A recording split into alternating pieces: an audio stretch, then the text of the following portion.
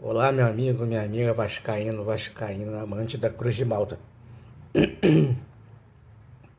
Primeiramente, eu quero pedir desculpas, porque no jogo do CSA não fizemos o vídeo falando da nossa opinião, como fazemos todo o nosso pós-jogo do Vasco. Falando rapidamente daquele jogo, pelo menos foi um jogo, eu digo pelo menos porque apesar de ser apesar de ter sido uma vitória, foi contra um time da Série C. Não querendo desrespeitar o CSA, mas é um time pequeno, um time teoricamente mais fraco. E mesmo assim, mesmo com 3-0, o Vasco depois tomou um do CSA e teve um momento de perigo que o CSA fazendo um segundo gol poderia acontecer, aí ia entrar no jogo novamente o CSA e realmente ia dar problema.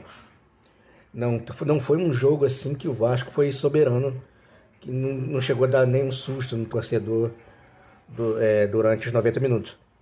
Mas agora falando do Vasco e Atlético Mineiro hoje, mais uma vez, o time joga bem, tem chances, mas não traduz as chances em gols. E até que eu falei com amigos meus agora há pouco, antes de começar aqui o vídeo, que são essas situações, são esses momentos que definem um campeonato de um time. Que pode jogar bem ou mal, mas é vencendo que você vai galgar situações maiores dentro de um campeonato e vai acontecer aí de conseguir talvez uma Sul-Americana, uma Libertadores, ou quem sabe até o título. Não falando só do Vasco, mas de outros times que têm até elencos melhores, que se tivessem nessa situação de sempre criar, criar, criar e não traduzir essas situações de gols em gols, estariam na mesma situação do Vasco, né? Que teria poucos pontos, não teria muitos gols, não teria muitas vitórias.